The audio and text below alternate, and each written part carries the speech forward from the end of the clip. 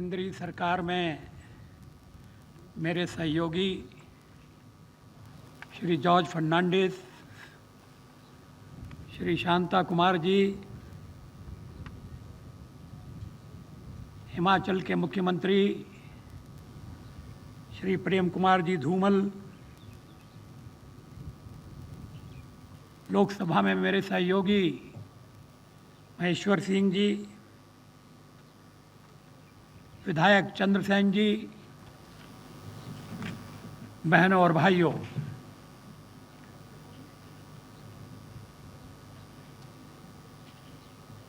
बरसों से ये मांग हो रही थी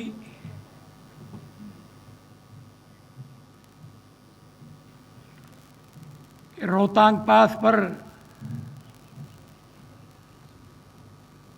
सुरंग का निर्माण हो,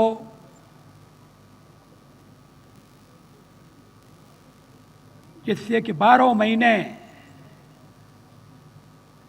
आवागमन हो सके, आना जाना हो सके।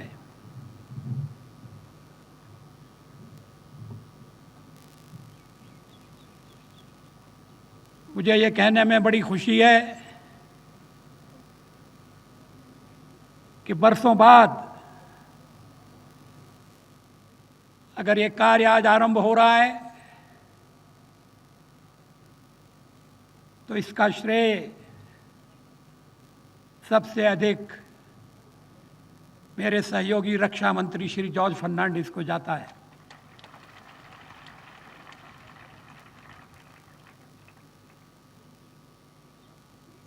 हिमाचल की इस मांग से तो मैं बहुत पहले से परिचित था। कई बार मनाली आने का मौका मिला।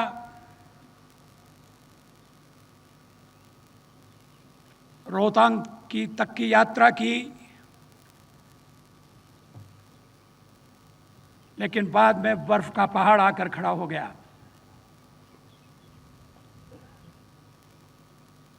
रास्ता बंद, आना जाना ठप। उस क्षेत्र के लोग मुझसे कहते थे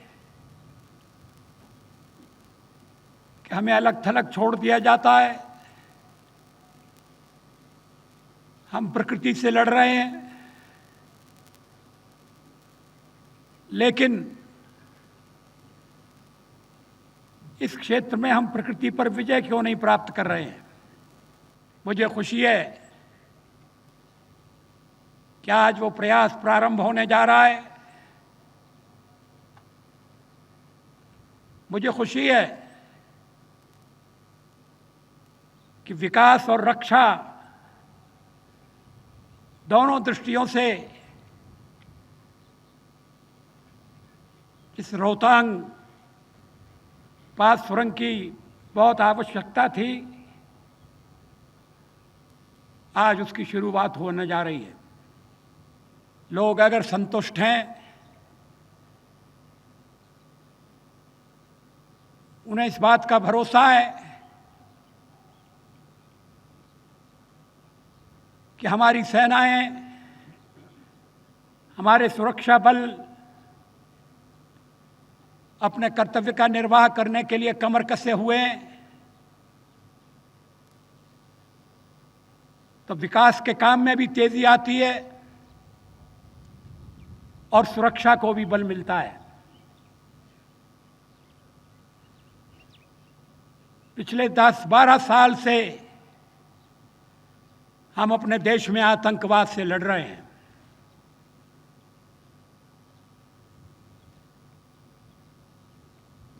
हमें कई लड़ाइयों का सामना करना पड़ा है।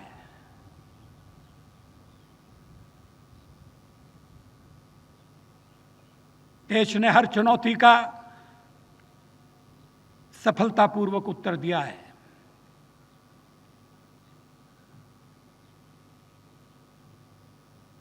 स्वतंत्रता के बाद पहली लड़ाई तो जम्मू कश्मीर को लेकर हुई। जम्मू कश्मीर के लोग, वहां की प्रजा, जिनमें राजा भी शामिल थे, जम्मू कश्मीर को भारत में मिलाने के पक्ष में थे,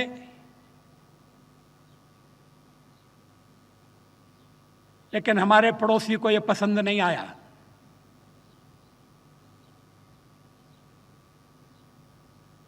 देश के विभाजन से उसका संतोष नहीं हुआ। दो राष्ट्र के सिद्धांतों को उसने जम्मू कश्मीर पर भी लागू करने का घातक विचार किया।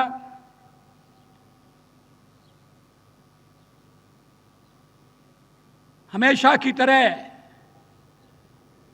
पहले कबायली भेजे गए और उसके पीछे पीछे पड़ोसी की सेना, पाकिस्तान की सेना आई।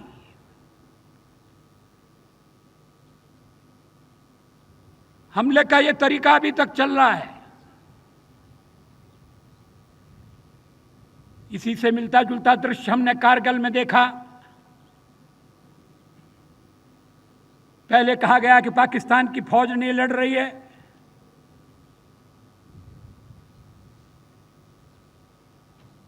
ये जम्मू कश्मीर के लोग हैं जो अपनी मांगों को मनवाने के लिए हथियार उठा रहे हैं। लेकिन बाद में हमने देखा और दुनिया ने देखा कि पाकिस्तान की फौज लड़ रही थी। हमारे जवानों के लिए बड़ी कठिन लड़ाई थी।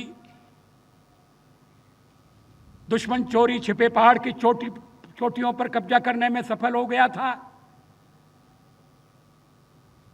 हमारे जवान धरती पर थे, नीचे थे, लेकिन उनके मन में संकल्प था, देश के लिए बलिदान होने की भावना थी। उन्होंने मन में ठान ली थी कि इन चोटियों पर तिरंगा फहराना है, चाहे कितनी भी बड़ी कीमत क्यों न अदा करनी पड़े। और यही हुआ।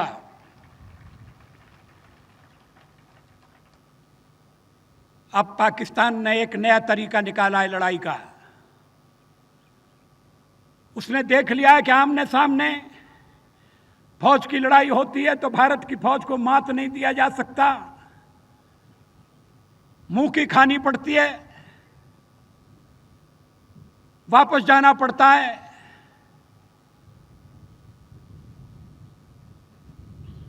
और इसलिए एक नया तरीका निकाला है, आतंकवाद का, छद्म युद्ध का रास्ता अपनाया है।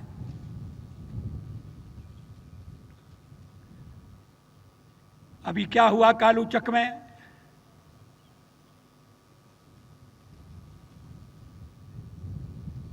बस में से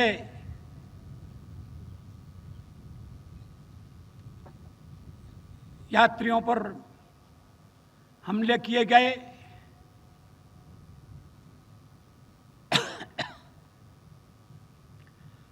और फिर फौज की छावनी पर हमला किया गया।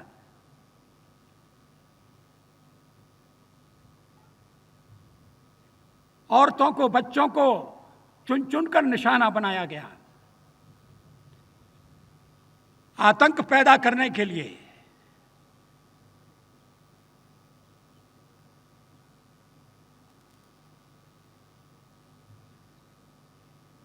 इस तरह की घटनाओं का सिलसिला जारी है।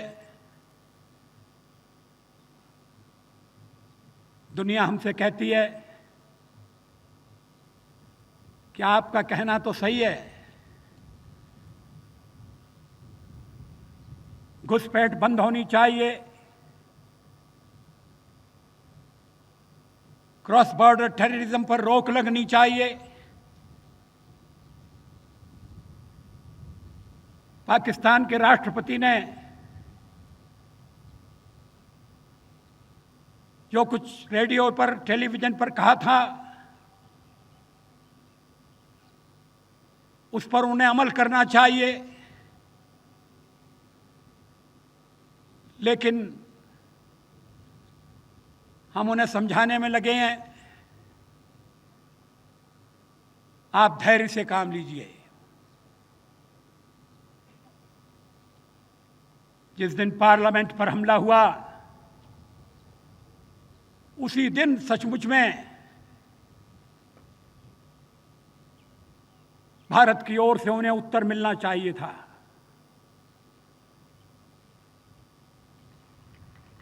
लेकिन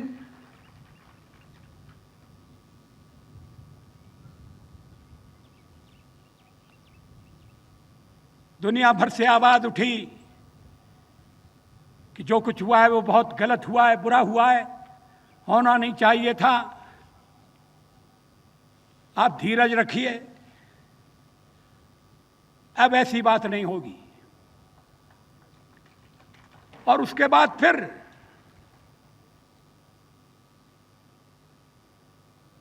घटनाएं होती रहीं।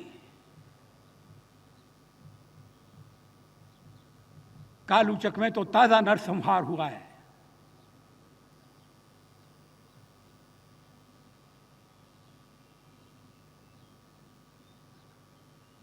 हमसे कहा जाता है कि कश्मीर हमारी रगों में खून मलकर दौड़ रहा है।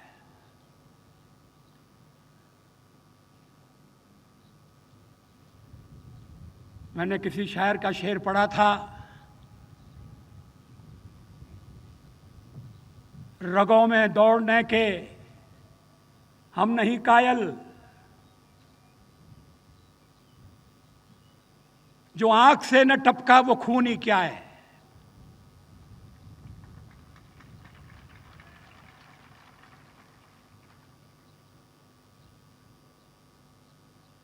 हम खूनों का खेल बंद करना चाहते हैं।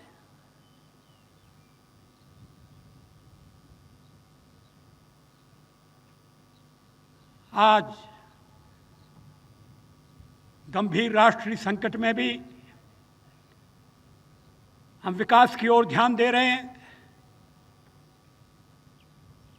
समाज के जो उपेक्षित वर्ग हैं, देश के जो उपेक्षित क्षेत्र हैं, उनका हम ध्यान रख रहे हैं। योजना ऐसी बना रहे हैं कि देश में समृद्धि आए और समृद्धि में सबको हिस्सा मिले। लेकिन हमें सुरक्षा की चिंता करनी है।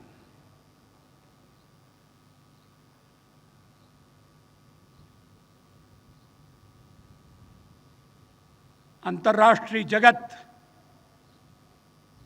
इस बात को समझे कि भारत के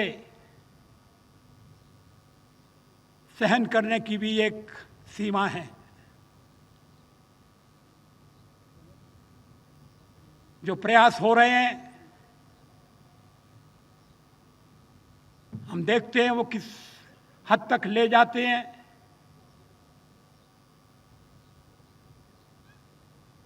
आतंकवाद का जो सिलसिला चल रहा है वो बंद होता है या नहीं, लेकिन हम दुनिया से कहना चाहते हैं, और पड़ोसी भी इस बात को सुन रहा है, कि जब सारे संसार में आतंकवाद के खिलाफ लड़ाई हो रही है, अमेरिकी फौजें अफगानिस्तान में आई हुई हैं,